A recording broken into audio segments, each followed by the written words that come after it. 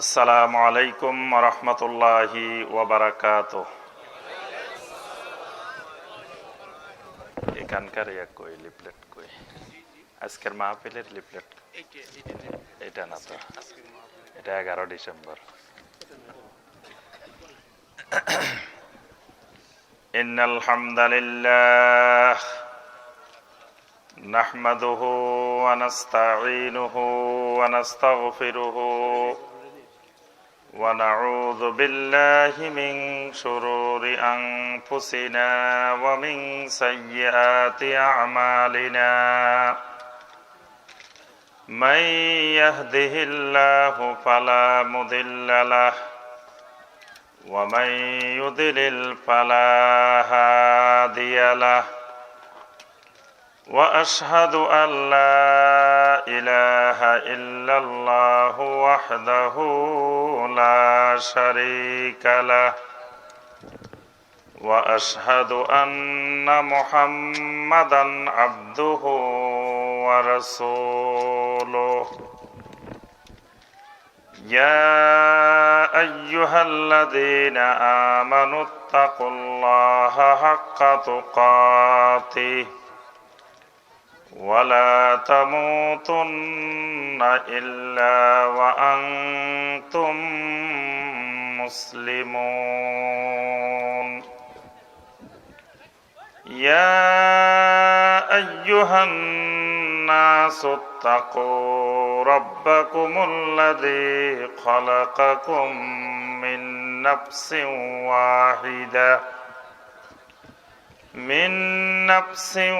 واحدة وخلق منها زوجها وبث منهما رجالا كثيرا ونساء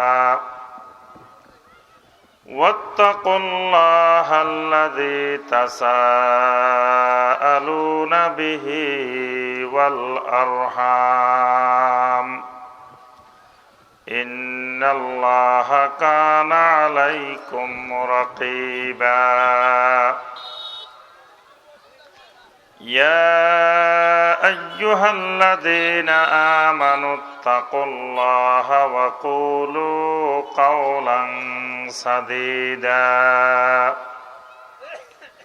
يصلح لكم أعمالكم ويغفر لكم ذنوبكم ومن يطع الله ورسوله فقد فاز فوزا عظيما أما بعد فإن خير الحديث كتاب الله وخير الهدي هدي محمد صلى الله عليه وسلم وشر الأمور محدثاتها وكل محدثة بدعة وكل بدعة ضلالة وكل ضلالة في النار اللهم صل على محمد وعلى آل محمد كما صليت على إبراهيم وعلى آل إبراهيم إنك حميد مجيد اللهم بارك على محمد وعلى آل محمد كما باركت على إبراهيم وعلى آل إبراهيم إنك حميد مجيد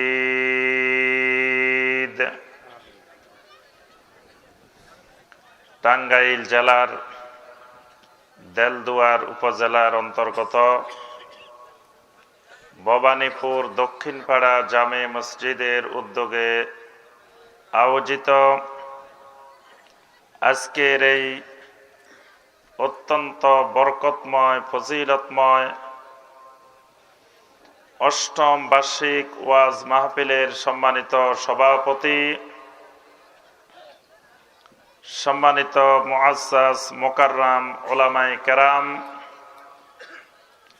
অত্র এলাকার বিভিন্ন মসজিদ এবং মাদ্রাসার সম্মানিত আইম্মায়ে মাসাজিদ এবং আসাতাজায়ে কেরাম,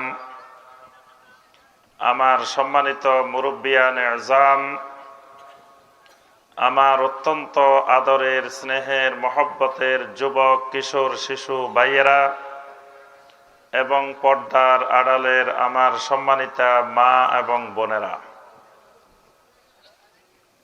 আল্লাহ রাব্বুল আলামিনের দরবারে কোটি কোটি শুকরিয়া যে মহান রাব্বুল আলামিন আমাদেরকে সালাতুল আসরের পর থেকে শুরু করে এ পর্যন্ত অনেক সম্মানিত বিজ্ঞ উলামায়ে কেরামদের নিকট থেকে কোরআনে কারীম এবং সহিহ হাদিসের আলোকে অনেক গুরুত্বপূর্ণ বিষয়ে দ্বীনি আলোচনা শোনার পরে এই পর্যায়ে এসে আমাদেরকে উক্ত ওয়াজ মাহফিলে শরীক হওয়ার, কোরআনে কারীম এবং সহিহ হাদিস থেকে দুই একটি কথাবার্তা বলার এবং শোনার যে মহান রব্বুল আলামিন আমাদেরকে তৌফিক দিয়েছেন, সে মহান রব্বুল আলামিনের শুকর আদায় করি। সকলে বলি আলহামদুলিল্লাহ। আল্লাহ রব্বুল আলামিন আমাদেরকে সৃষ্টি করেছেন, আমাদের খালেক, আমাদের মালিক, আমাদের রাজ্জাক কে? উত্তরটা হয় নাই। জি, নাম্বার পাইছেন, তবে 50 পাইছেন। আর একটু সুন্দর হইলে 80 পাইবেন। আল্লাহ রাব্বুল আলামিন আমাদের একমাত্র খালেক, আমাদের একমাত্র সৃষ্টিকর্তা। যদি বলি সৃষ্টিকর্তা আল্লাহ, উত্তরটা ঠিক আছে, কিন্তু সুন্দর হয় নাই। এই উত্তরের মধ্যে তাওহীদ প্রকাশিত হয় নাই। এজন্য একজন মুমিন তার প্রত্যেকটা কথার মাধ্যমে, তার প্রত্যেকটা আমলের মাধ্যমে, তার প্রত্যেকটা আখলাকের মাধ্যমে তাওহীদ প্রকাশ পাবে। এজন্য যখন আমরা বলবো যে আমাদের সৃষ্টিকর্তা কে, উত্তর হবে কি? আবারও হয় নাই। একমাত্র আল্লাহ। আমাদের সৃষ্টিকর্তা কে? একমাত্র আল্লাহ। এই একমাত্রটা যোগ করে বলবেন। একমাত্র উঠে গেলে শয়তান এখানে কিছু ঢুকানোর সুযোগ পায়। একমাত্র থাকলে শয়তান এখানে আর কিছু ঢুকানোর সুযোগ পায় না। শয়তানের সুযোগটা আপনি শেষ করে দেন। শয়তানকে সুযোগ দিবেন কেন? আমরা যখন মাঠে ময়দানে কথা বলি, আলোচনা করি, বা বিভিন্ন মসজিদে বিভিন্ন জায়গায় খুতবা দিয়ে আলোচনা করি, তো যে সমস্ত ভাইয়েরা আমাদেরকে পছন্দ করেন না, সবাই তো আমাদেরকে পছন্দ করবেন তা না। জমিনে এমন কোন, এই পর্যন্ত পৃথিবীতে এমন কোন নবী রাসূল, এমন কোন উলামায়ে কেরাম পৃথিবীতে আসেন নাই যাকে সবাই ভালোবাসে, সবাই মহব্বত করে। তাহলে কেউ মহব্বত করবে, কেউ। ইমাম আবু হানিফা রহমতুল্লাহ আলাইহি নাম শুনছেন? জি, ওরা এই এলাকায় মনে হয় নামও শুনে নাই। ইমাম আবু হানিফা রহমতুল্লাহ আলাইহি নাম শুনছেন? ওনাকে একজন এসে বলতেছে যে ইয়া আবা হানিফা আজ-জিন্দিক, হে নাস্তিক আবু হানিফা। এক লোক এসে, ওই আমলের এক লোক এসে বলতেছে। তাহলে দেখেন, ইমাম আবু হানিফা রহমতুল্লাহ আলাইহির মতো আলেম, তাকেও ওই লোকের সব লোক, ওই জমানার সব লোকে পছন্দ করতো না। একজন আসি কয়, হে নাস্তিক আবু হানিফা, কত বড় বেয়াদব দেখছেন। আশিক হয় হে আবু হানিফা জিন্দিক। আবু হানিফা রহমতুল্লাহ আলাইহির জবাবটা শুনবেন। আবু হানিফা রহমতুল্লাহ আলাইহি জবাব দিলেন, গাফার আল্লাহু লাক আল্লাযী ইয়ালামু আন্নী লাইসা মিনহুম। আল্লাহু আকবার। আল্লাহ রাব্বুল আলামিন তোমাকে মাফ করে দিক, তোমাকে ক্ষমা করে দিক, যে আল্লাহ রাব্বুল আলামিন ভালো করে জানেন আমি জিন্দিকদের অন্তর্ভুক্ত নই। সুবহানাল্লাহ। দোয়াও করে দিছেন, জবাবটাও দিয়ে দিছেন। নাস্তিককে সে যে ইমাম আবু হানিফা রহমতুল্লাহ আলাইহিকে জিন্দিক বলছে, সে বড় ধরনের একটা গুনাহ করছে। এই জন্য ইমাম আবু হানিফা রহমতুল্লাহ আলাইহি তার জন্য দোয়া করে দিয়েছেন, আল্লাহ তার গুনাহটা মাফ করে দিক। আবার পাশাপাশি এটাও ঘোষণা দিয়ে দিলেন, আমার আল্লাহ জানেন আমি জিন্দিক না। সুবহানাল্লাহ। দেখেন, আজকে ইমাম আবু হানিফা রহমতুল্লাহ আলাইহির নাম বিক্রি করি আমরা খাই, চৌধুরী বাড়ির চৌধুরীর নাম বিক্রি করি নাতি নাত করে খায়। আসলে চৌধুরীর কোনো গুণাবলী নেই, আছে না অনেক বাড়ি? বুইয়া বাড়ি, বুইয়ার নাম বিক্রি করি খায়, আসলে বুইয়ার কিচ্ছু নাই। এরকম দেখবেন কত বাড়ির নাম বিক্রি করে করে খায়, আসলে ওই বৈশিষ্ট্য সব হারাই ফেলছে। ইমাম আবু হানিফা রহমতুল্লাহ আলাইহির নাম বিক্রি করে করে অনেকে দাবি করতে চায় যে আমি ইমাম আবু হানিফা রহমতুল্লাহ আলাইহির একান্ত অনুসারী, কিন্তু ইমাম আবু হানিফা রহমতুল্লাহ আলাইহির আখলাকের কিছুই নেই। ইমাম আবু হানিফা রহমতুল্লাহ আলাইহির অনুসারী দাবি করে, অন্যদেরকে গালিগালাজ করে, অন্যদেরকে খারাপ খারাপ কথা বলে, অন্যদেরকে অশ্লীল ভাষায়, অন্যদের বিরোধিতা করতে গিয়ে নবী সাল্লাল্লাহু আলাইহি সাল্লামের হাদিসের সাথে বেয়াদবি করা হয়, আর নিজেকে দাবি করে ইমাম আবু হানিফা রহমতুল্লাহ আলাইহি।